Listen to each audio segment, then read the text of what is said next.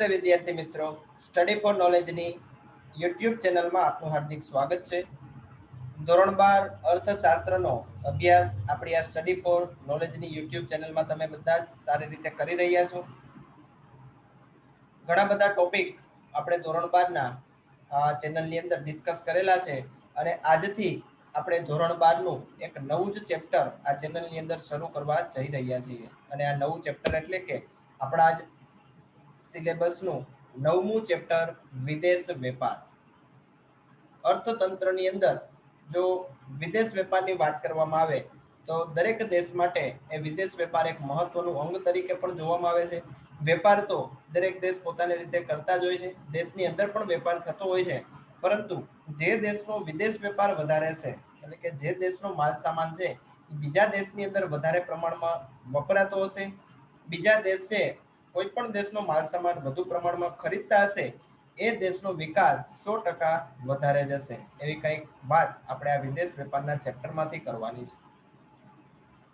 બીજું આજે આપણે એ પણ જોવાનું છે કે શા માટે વિદેશ વેપાર દરેક દેશ દ્વારા કરવામાં આવે છે. તો વિદેશ વેપારના કારણો પણ આજે આપણે આ ચેપ્ટરની અંદરથી ભણવાના છે.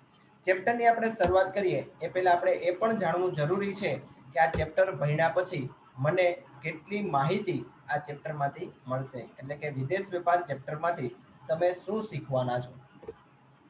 તો બધા જ ટોપિકની વાત કરીએ તો સૌ પ્રથમ આપણે વિદેશ વેપારમાંથી પ્રસ્તાવના જોવાના છીએ અને આ પ્રસ્તાવનાની અંદર આપણે વેપારનો અર્થ જોવાના છીએ. ખરેખર વેપાર કોને કહેવાય, વેપારની વ્યાખ્યા શું છે એ આપણે શરૂઆતની અંદર જ જોવાના છીએ. વેપારની વ્યાખ્યા જાણ્યા પછી આપણે વેપારના પ્રકાર જોવાના છે. બે પ્રકારના વેપાર હોય છે, એક તો આંતરિક વેપાર અને બીજો હોય છે વિદેશ વેપાર. આંતરિક વેપાર શબ્દ ઉપરથી જ ખ્યાલ આવી જાય કે દેશની અંદર થતો વેપાર.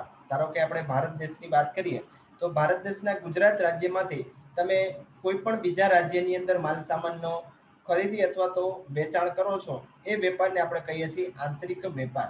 હવે ધારો કે તમે ગુજરાત રાજ્યમાંથી તમારો બનાવેલો માલ સામાન છે એ અમેરિકા, ચીન અથવા તો વિશ્વના કોઈ પણ દેશને જો વેચતા હોય તો એ થઈ જશે વિદેશ વેપાર. બરાબર, તો આ બે મહત્વના વિદેશ વેપારના પ્રકાર પણ આપણે જોવાના છીએ. ત્યારબાદ ટોપિક ભણશું આપણે વિદેશ વેપાર માટેના કારણો. શા માટે વિદેશ વેપાર દરેક દેશ દ્વારા કરવામાં આવે છે એના કારણો પણ આપણે તપાસવાના છીએ.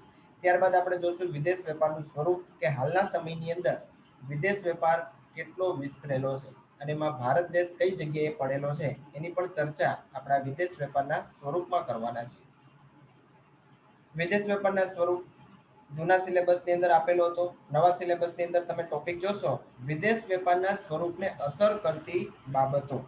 કારણ કે વિદેશ વેપાર કોઈ પણ બે દેશ વચ્ચે થતો હોય તો એ બંને દેશમાં વિદેશ વેપારના સ્વરૂપને કેટલી બાબતો અસર કરે છે, 10 જેટલી બાબતો આપેલી છે, એનો પણ અભ્યાસ થશે. ત્યારબાદ આંતરિક વેપાર અને વિદેશ વેપાર વચ્ચે કેવા પ્રકારનો તફાવત રહેલો છે એની પણ આપણે ચર્ચા કરવાના છીએ. 7 જેટલા પોઈન્ટ આ તફાવતની અંદર આપેલા છે. ત્યારબાદ વિદેશ વેપારની પ્રવર્તમાન સ્થિતિ, વિદેશ વેપારમાં ભારતનો હિસ્સો, અત્યારે ભારત દેશનો વિદેશ વેપારમાં કેટલો હિસ્સો છે એ પણ તમે જાણી શકશો. ત્યારબાદ 7 નંબરનો ટોપિક બુકમાં આપેલો છે, ભારતના વિદેશ વેપારનું કદ, સ્વરૂપ અને દિશા. હવે આપણે માત્ર ભારત દેશની વાત કરવાની છે. અત્યાર સુધી આપણે વિશ્વના બધા જ દેશની વાત કરેલી હતી, સમગ્ર વિશ્વની અંદર કેટલો વિદેશ વેપાર થાય છે એની ચર્ચા કરેલી હતી. હવે આપણે સ્પેશિયલ ફોકસ ભારતનું રાખશું કે ભારતની અંદર કેટલો વિદેશ વેપાર થાય છે, ભારતમાંથી કેટલી વસ્તુ નિકાસ થાય છે, ભારત દેશની આયાત કેટલી છે, નિકાસ કેટલી છે, એના આંકડા પણ આપણે આ ભારતના વિદેશ વેપારના કદની અંદર જોવાના છીએ. ચાલો, ત્યારબાદ મહત્વના બે ટોપિક એટલે કે લેણ દેણની તુલા અને હુંડિયામણનો દર. વિદેશ વેપારની અંદર જે પણ આપણે વિદેશ વેપાર કરીએ છીએ એનું પણ એક બેલેન્સ શીટ હોય છે. બરાબર, તમે જેમ તમારા અકાઉન્ટની અંદર બેલેન્સ શીટ બનાવતા હોવ છો એવી જ રીતે વિદેશ વેપાર પણ એક વેપારી પ્રવૃત્તિ છે. તો એની અંદર પણ નફો કેટલો થાય છે, નુકસાન કેટલું થાય છે એ પણ જાણવું જરૂરી છે. તો આપણે વિદેશ વેપાર દ્વારા જે પણ બેલેન્સ શીટ બનાવશું એની અંદર આવક કેટલી થાય છે, જાવક કેટલી થાય છે એ પણ જોવી પડે. જેટલી પણ નિકાસ ભારત દેશ દ્વારા કરવામાં આવશે એ ભારત દેશને થતી છે આવક, કારણ કે નિકાસ આપણે કરીશું તો ભારતને આવક થવાની છે. જેટલી પણ આયાત ભારત દેશ કરશે એ ભારત માટે જાવક થવાની છે, કારણ કે આયાતની વસ્તુનો ચૂકવણી ભારત દેશે કરવી પડે છે. બરાબર, તો આ બેલેન્સ શીટને આપણે લેણદેણની તુલા કહીએ છીએ. લેણદેણના તુલાના પ્રકાર આપણે જોવાના છીએ, કેટલાક ખાતા એની અંદર રહેલા છે, અને લેણદેણ તુલાને અસર કરતા પરિબળોનો પણ આપણે અભ્યાસ કરવાનો છે. બહુ ઇમ્પોર્ટન્ટ ટોપિક છે, સમજવા જેવો ટોપિક. અને છેલ્લે આપણે જોવાના છીએ હુંડિયામણ દરનો ખ્યાલ. હુંડિયામણ દર ધોરણ 12ના ચોથા ચેપ્ટરની અંદર બેન્કિંગ અને નાણાકીય નીતિમાં પણ આપણે ભણેલા હતા. એક દેશનું ચલણ બીજા દેશના ચલણમાં રૂપાંતરિત કરવાની ક્રિયાને આપણે હુંડિયામણ દર તરીકે ઓળખીએ છીએ. જેમ કે અમેરિકાનો ડોલર ભારતની અંદર કોઈ વ્યક્તિ લઈને આવે, તો જો એને 70 રૂપિયા આપવામાં આવે તો આ 70 રૂપિયા એ હુંડિયામણ દર થયેલો ગણાય. એટલે કે એક દેશનું ચલણ બીજા દેશના ચલણ કેટલા એકમ આપી શકે છે એને કહેવાય છે હુંડિયામણ દર. તો હુંડિયામણનો દર પણ જ્યારે વિદેશ વેપાર કરતા હોય ત્યારે ખ્યાલ હોવો જરૂરી છે. અને હુંડિયામણ દરના ઉપરથી અત્યારે આયાત અને નિકાસ છે એ થતી જોવા મળે છે. તો આટલા ટોપિક તમારે વિદેશ વેપારમાંથી ભણવાના થશે. હવે 2020-21નું વર્ષ જે બોર્ડનું હોય છે, આપણે ખબર છે કોરોનાનું વર્ષ છે, છેલ્લા 6 મહિનાથી આપણે સ્કૂલની અંદર ભણેલા નથી, બધો જ અભ્યાસ ઓનલાઈન જ કરવાનો છે. એટલા માટે સરકારે ઘણા બધા ટોપિક છે એ આ વિદેશ વેપારમાંથી પણ દૂર કરેલા છે. એ કયા કયા ટોપિક છે એની પણ આપણે ચર્ચા કરી લઈએ. તો આપણો જે 3 નંબરનો ટોપિક છે વિદેશ વેપારને અસર કરતી બાબતો, એ આ વર્ષ પૂરતો તમારે બોર્ડની એક્ઝામમાં એમાંથી એક પણ પ્રશ્ન પૂછાવાના નથી. પણ હું એવું નથી કહેતો કે આપણે એ ટોપિક ભણવાનો નથી, પરંતુ બોર્ડની અંદર વિદેશ વેપારના સ્વરૂપને અસર કરતી બાબતોમાંથી એક પણ પ્રશ્ન તમારે પૂછાવાનો નથી. તો તમારા માટે એ વસ્તુ ફાયદાજનક છે. ત્યારબાદ હજી ઘણા બધા ફેરફાર થયેલા છે. બીજો ફેરફાર છે વિદેશ વેપારની પ્રવર્તમાન સ્થિતિ. એ પણ ટોપિક દૂર થઈ ગયેલો છે. વિદેશ વેપારમાં ભારતનો હિસ્સો પણ દૂર થઈ ગયેલો છે, અને ભારતના વિદેશ વેપારનું કદ, સ્વરૂપ અને દિશા, આ ટોપિક પણ 2020-21ના સિલેબસમાંથી દૂર કરેલો છે. તો આટલા ટોપિક આ વર્ષ પૂરતા આપણા ધોરણ 12ના સિલેબસની અંદર છે નહીં એવું માનીએ તો પણ ચાલશે. આ જે ટોપિક દૂર થયેલા છે એ તમે ટોપિક જો બુકમાંથી એક વખત વાંચશો તો તમને ખ્યાલ આવશે. આ ટોપિકની અંદર બધી જ આંકડાકીય બાબતો આપેલી હતી, અને જે પણ આંકડા આપેલા હતા એ 2015ના આંકડા હતા. તો ઘણા બધા જૂના પણ આંકડા થઈ ગયેલા છે. એટલા માટે પણ કદાચ આ વર્ષ પૂરતા એ આંકડા બધા દૂર થઈ ગયેલા છે. ચાલો હવે આપણે ચેપ્ટરની વિધિવત શરૂઆત કરીએ પ્રસ્તાવનાથી. પહેલા આપણે વિદેશ વેપારની પ્રસ્તાવના જોઈએ, અને ત્યારબાદ આપણે વિદેશ વેપારના કારણો પણ આજના જ લેક્ચરમાં જોવાના છે. આપણા દેશની તેમજ દરેક દેશની ભૌગોલિક હદ નિર્ધારિત હોય છે. દેશની હદની બહાર જવા આવવા પણ કાયદાકીય નિયંત્રણો અને કાયદાકીય પ્રતિબંધ હોય છે. તો પછી તમે ક્યારે એવું વિચારેલું છે કે આપણા ઘરની અંદર કોરિયાનું રેફ્રિજરેટર, જાપાનનું ટીવી, રસ્તા પર જર્મનીની કાર, ખેતરોમાં અમેરિકાના ટ્રેક્ટર, મોલમાં યુકેના બૂટ અને કપડાં સી રીતે આવે છે? શું આપણે જાણીએ છીએ કે આપણા દેશના વાહનો જે પેટ્રોલ કે ડીઝલથી ચાલે છે તેમાંનું મોટા ભાગનું તેલ છે એ અખાતી દેશોમાંથી આવે છે? તો અહીં એ વાત કરેલી છે કે દરેક દેશની સરહદ ફિક્સ થયેલી હોય છે. હવે એ સરહદને કદાચ ઓળંગીને આપણે જવું હોય તો ઘણા બધા કાયદાઓ હાલના સમયની અંદર જોવા મળે છે. ઘણી બધી વિઝાની પ્રોસિજર આપણે કરવી પડે છે, પાસપોર્ટ પણ આપણે કઢાવવો પડે છે. તો આટલી બધી કાયદાકીય પ્રતિબંધ હોવા છતાં આપણા ઘરની અંદર આવી બધી વિદેશી વસ્તુઓ કઈ રીતે આવે છે? તો શું એને કોઈ કાયદા નડતા નથી, કે કાયદા નડે છે તો એ કાયદા કેવા પ્રકારના છે? એની ચર્ચા છે આપણે વિદેશ વેપારની અંદર કરવાની છે. આપણા દેશની અંદર જે પેટ્રોલ અને ડીઝલ આપણે જે ક્રૂડ ઓઇલમાંથી મળે છે, તો આપણે ખ્યાલ જ છે કે ક્રૂડ ઓઇલ ભારત દેશની અંદર તો કંઈ ઉત્પન્ન થતું નથી. તો આટલું બધું ક્રૂડ ઓઇલ વિશ્વના બીજા દેશમાંથી જે આવે છે, અખાતી દેશમાંથી, કેવી રીતે આવે છે? શા માટે ભારત દેશ અખાતી દેશમાંથી આ બધા ક્રૂડ ઓઇલ લઈ આવે છે? કેવી પરમિશન એને મળે છે? આ બધી જ વસ્તુઓ વિદેશ વેપારની અંદર સમાયેલી છે, અને જે એ વેપાર થાય છે એને જ આપણે વિદેશ વેપાર તરીકે ઓળખીએ છીએ. તો આ પ્રકરણમાં આપણે સમજીશું કે દેશની હદ બહારથી વસ્તુઓ, સેવાઓ, ટેકનોલોજીની વગેરેની આપલે જે થાય છે તેને વિદેશ વેપાર કહેવાય. અને આ વેપારના કેટલાક અગત્યના પાસા વિશે પણ સમજણ મેળવવાના છે. તો અહીં વિદેશ વેપારની એક નાનકડી વ્યાખ્યા પણ આપેલી છે. અત્યાર સુધી આપણે એ વસ્તુ સમજતા હતા કે કોઈ વસ્તુની આપલે કરવી, વિશ્વની અંદર જે પણ દેશની અંદર સારી પ્રોડક્ટ બનતી હોય એ ભારત દેશની અંદર લઈ આવી, એને જ આપણે વેપાર તરીકે ઓળખતા હતા. પરંતુ તમે વ્યાખ્યા બરાબર જોશો તો વસ્તુઓની સાથે સાથે સેવાઓ, ટેકનોલોજીનો પણ સમાવેશ કરેલો છે. તો વિશ્વના બીજા દેશમાંથી જો ભારત દેશ પોતાના દેશમાં ટેકનોલોજી લઈ આવતા હોય તો એને પણ એક આપણે વિદેશ વેપાર તરીકે જ ઓળખી શકીએ. ચાલો, તો આ થઈ ગઈ વિદેશ વેપારની પ્રસ્તાવના. હવે આપણે વેપારની વ્યાખ્યા જોઈએ અને વેપારની વ્યાખ્યા ઉપરથી જ આપણે આંતરિક વેપાર અને વિદેશ વેપારની પણ વ્યાખ્યા સમજવાના છીએ. ચાલો, અત્યાર સુધી આપણે એવું જ સમજતા હતા વેપાર એટલે, કોઈ વ્યક્તિને પૂછવામાં આવે કે ચાલો વેપાર એટલે શું, તો વેપાર એટલે આપણે પેલો સીધો એ જ શબ્દ સામે આવે કે હું કોઈ પણ વસ્તુ ખરીદું અને એ પછી વસ્તુ હું વેચી નાખું, એને મને થોડો ઘણો જે નફો થયેલો છે એને વેપાર કહેવાય. બરાબર. પરંતુ વેપારની વ્યાખ્યા છે એ ઘણી બધી મોટી છે. આપણે માત્ર વસ્તુઓનો જ સમાવેશ કરેલો છે, પરંતુ વસ્તુઓની સાથે સાથે આપણે સેવાઓ, મૂડી, ટેકનોલોજીની જાણકારી, આ બધી જ વસ્તુઓનો સમાવેશ છે એ આ વેપારની વ્યાખ્યાની અંદર કરવામાં આવે છે. એટલા માટે જ વેપારની વ્યાખ્યા મારે આપવી હોય તો આ રીતે આપી શકું. વેપાર એટલે એવી વ્યાવસાયિક પ્રવૃત્તિ, ધંધાકીય પ્રવૃત્તિ કે જેમાં વસ્તુઓ, સેવાઓ, મૂડી, ટેકનોલોજી, ટેકનિકલ જાણકારી અને માહિતી, બૌદ્ધિક સંપદા વગેરેનો વિનિમય થાય છે. બરાબર. એક તો શરૂઆતમાં વાત કરેલી છે ધંધાકીય પ્રવૃત્તિ. હવે ધંધાકીય પ્રવૃત્તિ ક્યારે થતી હોય કે જો નફો થતો હોય તો. નફો અને ખોટ જે વસ્તુ સાથે સંકળાયેલી છે એને જ આપણે ધંધાકીય પ્રવૃત્તિ કહેવાય. જે વસ્તુમાં અથવા તો જે પ્રવૃત્તિમાં નફો અને નુકસાન નથી એને આપણે શું કહીએ છીએ? સેવા. બરાબર. તો એને માનવ સેવા તરીકે ઓળખવામાં આવે છે. એનો સમાવેશ અહીંયા થતો નથી. અહીંયા આપણે કઈ વસ્તુ જોવાની છે કે જે પ્રવૃત્તિની અંદર ધંધો થતો હોય, એ પ્રવૃત્તિ સાથે સંકળાયેલી વસ્તુઓ, સેવાઓ, કોઈ પણ મૂડી છે, ટેકનોલોજી છે, ટેકનિકલ જાણકારી છે, અથવા તો બૌદ્ધિક સંપદા, અને છેલ્લે શબ્દ વાપરેલો છે વિનિમય. વિનિમય એટલે કે આપલે. અને આ બધી જ વસ્તુઓ કોઈ એક દેશમાંથી તમે લઈ આવો અથવા તો દેશની અંદર જ તમે ખરીદ વેચાણ કરો છો, એને કહેવામાં આવે છે વેપાર.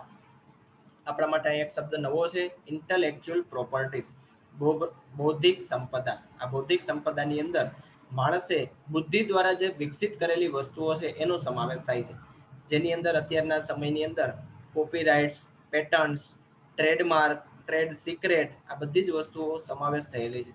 ધારો કે કોઈ વ્યક્તિ છે એ વર્ષો સુધી રિસર્ચ કરે અને કોઈ વસ્તુ બનાવે છે.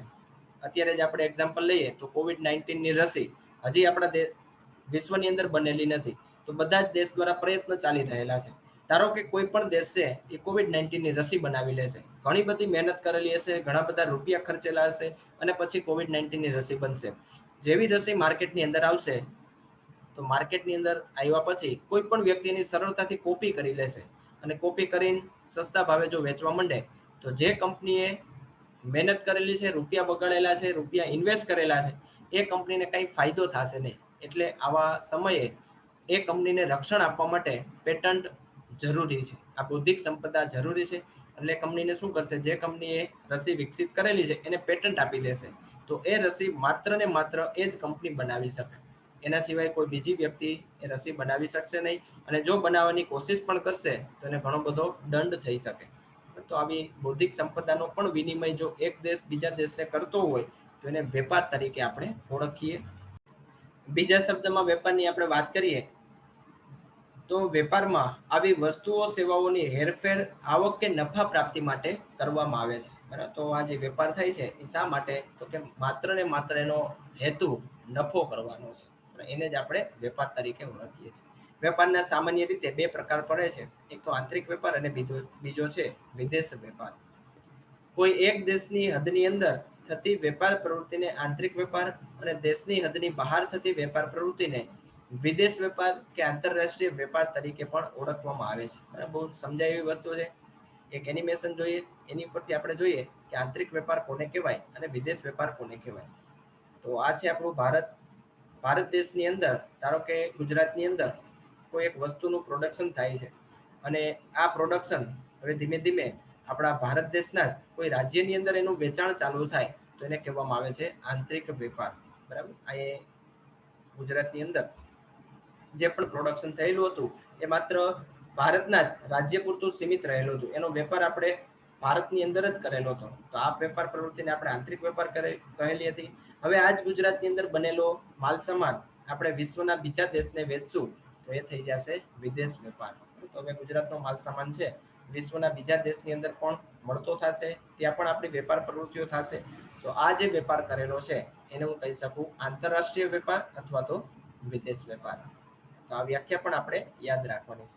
હવે આપણે એ પણ જોઈ લઈએ કે વિદેશ વેપાર શા માટે કરવો જરૂરી છે. વિદેશ વેપાર માટેના કારણો. ધોરણ 11 ની અંદર આપણે ભણેલા હતા કે અત્યારે દરેક દેશે છે ઓપન ઇકોનોમી એટલે કે ખુલ્લું અર્થતંત્ર ધરાવે છે. ખુલ્લું અર્થતંત્ર એટલે કે દરેક દેશ છે એ વિદેશ વેપાર કરે છે. અત્યારે કોઈ પણ દેશ છે એ પોતાની રીતે એવું ના કહી શકે કે અમે સ્વનિર્ભર છીએ, અમારે કોઈ પણ દેશની જરૂર નથી. એવું હાલના સમયની અંદર શક્ય છે નહીં. દરેક દેશે દરેક દેશની જરૂર પડતી હોય છે. તો એવા ઘણા બધા કારણો આપેલા છે. એ કારણોને લીધે વિદેશ વેપાર કરવો જરૂરી છે. અભ્યાસક્રમ મુજબ જોઈએ તો 3 માર્કની અંદર ક્વેશ્ચન અલગથી પૂછાઈ શકે એવો છે. વિદેશ વેપાર માટેના કારણો જણાવો. 4 કારણો બુકની અંદર આપેલા છે. ચારે 4 કારણો પહેલા જોઈએ. પહેલું કારણ છે દેશમાં ઉપલબ્ધ ઉત્પાદનના સાધનોમાં તફાવત. આપણા દેશની અંદર ઉત્પાદનના સાધનો જે પણ અવેલેબલ હોય અને વિદેશની અંદર જે ઉત્પાદનના સાધનો અવેલેબલ હશે એ બંનેની અંદર ઘણો બધો તફાવત જોવા મળતો હશે. દેશની અંદર કદાચ ટેકનોલોજી ઓછી હશે તો સાધનો નબળા હશે, જ્યારે વિદેશના કોઈ પણ બીજા દેશની અંદર જો ટેકનોલોજી વધારે પ્રમાણમાં વિકસિત થયેલી હશે તો ત્યાં ઉત્પાદનના સાધનો વધારે હશે, તો ત્યાં વધારે સારું ઉત્પાદન થતું હશે. અને એ સારું ઉત્પાદન આપણા દેશમાં જો લઈ આવવું હોય તો ફરજિયાત વિદેશ વેપાર કરવો પડશે. તો આ પ્રથમ કારણ. ત્યારબાદ બીજું કારણ જોઈએ તો ઉત્પાદન ખર્ચ. ધારો કે કોઈ વસ્તુ એવી છે કે જો આપણા દેશની અંદર બનાવવામાં આવે તો એનો ઉત્પાદન ખર્ચ છે એ ઘણો બધો લાગી શકે છે. પરંતુ એ જ વસ્તુ આપણે કોઈ એવા દેશ પાસેથી ખરીદી લઈ કે જ્યાં ઉત્પાદન ખર્ચ ઓછો હોય અને આપણા દેશની અંદર ખૂબ જ સસ્તા દરે મળી શકે એમ હોય, તો આપણે આપણા દેશની અંદર વસ્તુ બનાવવા કરતા ત્યાંથી ખરીદી લેવી વધારે યોગ્ય બનશે. તો આ કારણસર પણ વિદેશ વેપાર થવો જરૂરી છે. પરંતુ વિદેશ વેપારનું બીજું કારણ છે ઉત્પાદન ખર્ચ. ત્યારબાદ ત્રીજું કારણ એટલે કે ટેકનોલોજીકલ પ્રગતિ. કોઈ પણ દેશે ટેકનોલોજીની અંદર પ્રગતિ કરવી હોય તો એને વિશ્વના દરેક દેશની જરૂર પડશે. જેમ કે આપણે વાત કરીએ તો જાપાન અને જર્મની આ બંને કન્ટ્રી એવા છે કે જે ટેકનોલોજીની અંદર ઘણા બધા વિકસિત થયેલા છે. હવે જાપાન અને જર્મનીની જો ટેકનોલોજી કોઈ બીજા દેશે લેવી હોય તો ફરજિયાત ત્યાંની વિદેશ વેપાર કરવો જરૂરી છે. આપણા દેશની અંદર પણ ટેકનોલોજીનો જે પણ વિકાસ થતો જોવા મળે છે એની અંદર આ વિદેશ વેપાર જ કારણભૂત બનેલો છે. કારણ કે બધી જ ટેકનોલોજી આપણા દેશની અંદર ઉદ્ભવતી અથવા તો બનતી જોવા મળતી નથી. તો આવા સમયે પણ ફરજિયાત વિદેશ વેપાર કરવો પડશે. તો ટેકનોલોજીકલ પ્રગતિ માટે પણ વિદેશ વેપાર કરવો જરૂરી છે.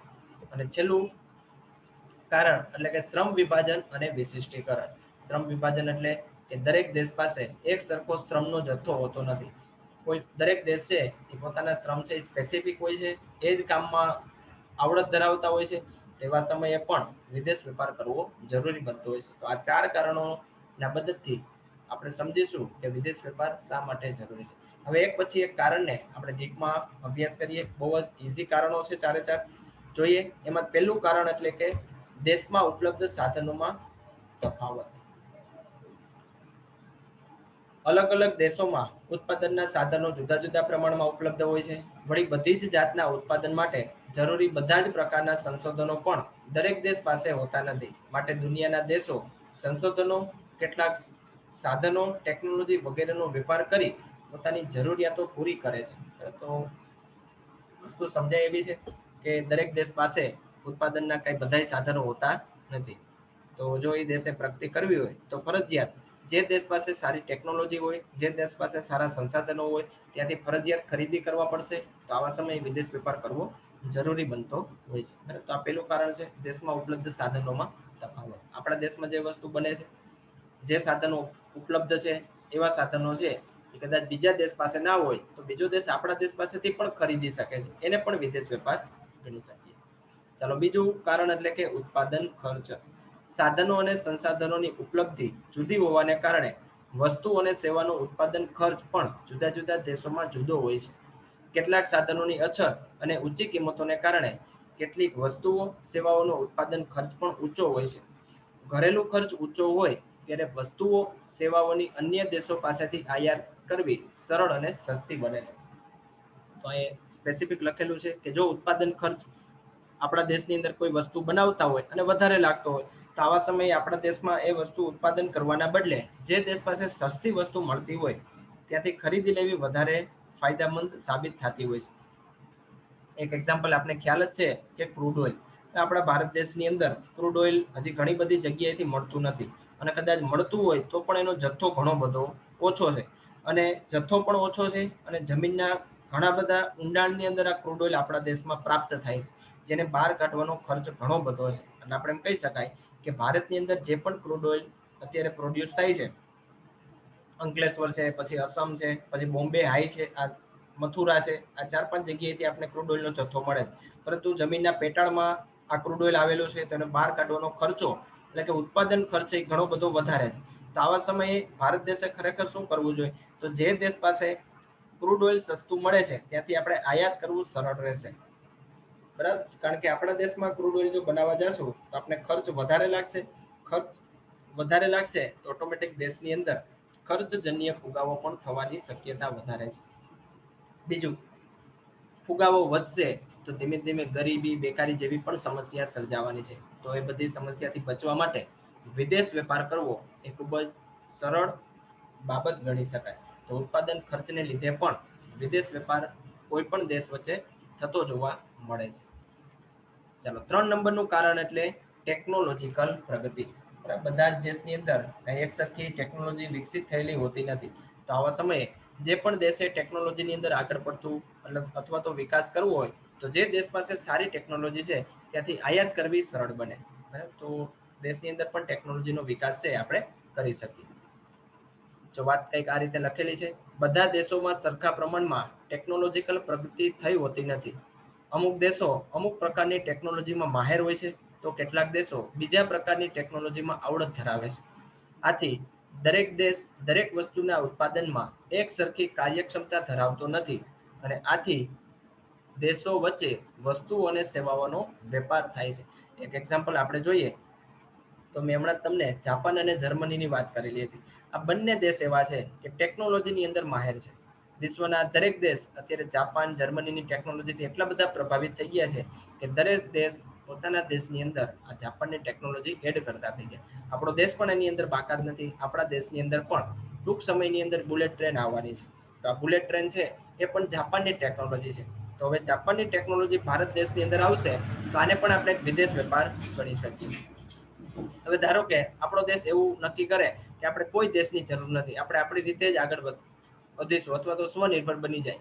તો જો આવું વિચાર કરીએ તો વિશ્વના જે વિકસિત દેશો પાસે રહેલી ટેકનોલોજી છે એ ક્યારેય ભારતની અંદર આવી શકશે નહીં અને ટેકનોલોજી ન આવવાને કારણે ભારત દેશનો વિકાસ પણ ઘણો બધો રૂંધાઈ જશે.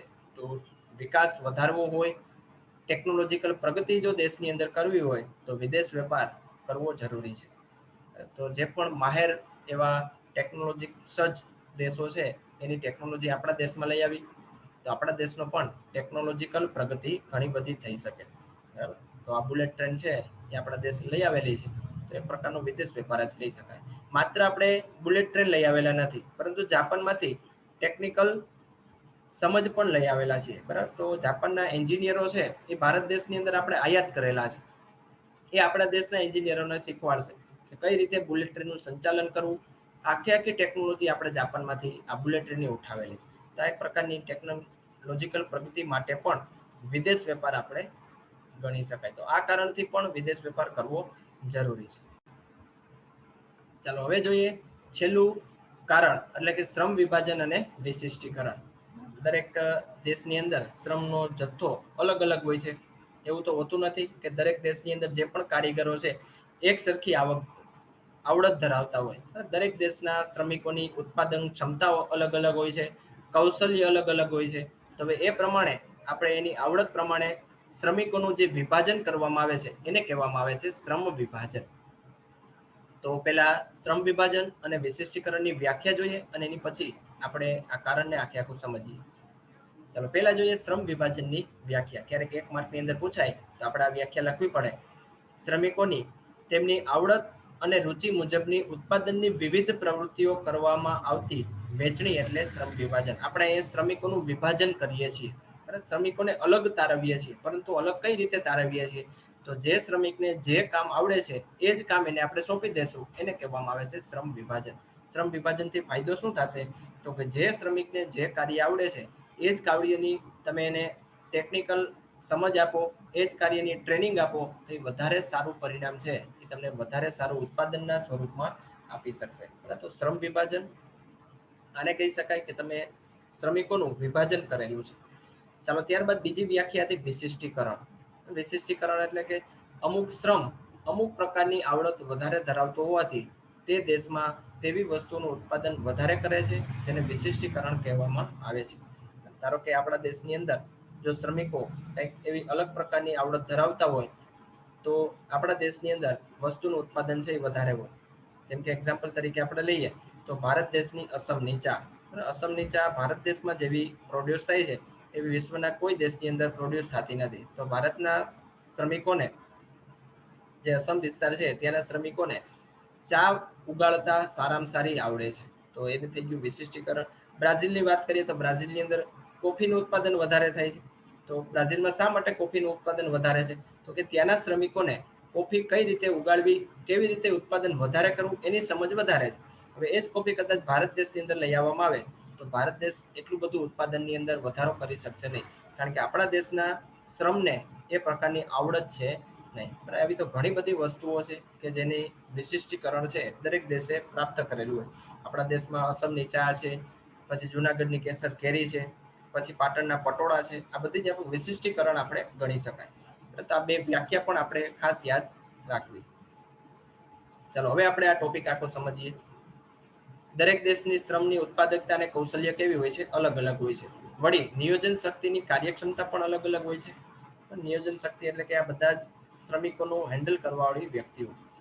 તેથી દેશો વચ્ચે શ્રમ વિભાજન અને વિશિષ્ટીકરણ જોવા મળે છે. એટલે કે અમુક શ્રમ અમુક પ્રકારની જ વસ્તુઓ સેવાઓનું ઉત્પાદનમાં વધુ આવડત ધરાવતો હોવાથી તે દેશ તેવી વસ્તુનું વધુ ઉત્પાદન કરે છે, તેને વિશિષ્ટીકરણ કહેવામાં આવે છે. હમણાં જ આપણે વ્યાખ્યા જોઈ. આવી વસ્તુઓ અને સેવાઓનું અન્ય દેશોમાં નિકાસ કરે છે, અને જે વસ્તુઓ સેવાઓ ને વધુ કાર્યક્ષમ રીતે ઉત્પાદન ના કરી શકે તેમ હોય તેવી સેવાઓને આયાત કરીએ છીએ. ટૂંકમાં એવું કહેવા માંગે છે કે જે શ્રમિકો આપણા દેશની અંદર કાર્યક્ષમતા અથવા કૌશલ્ય ધરાવતા હશે એવી વસ્તુનું આપણા દેશમાં વધારે ઉત્પાદન થતું હશે. જેમ કે પટોળા છે એ આપણા દેશના કારીગરોની એક વિશિષ્ટ કળા ગણી શકાય.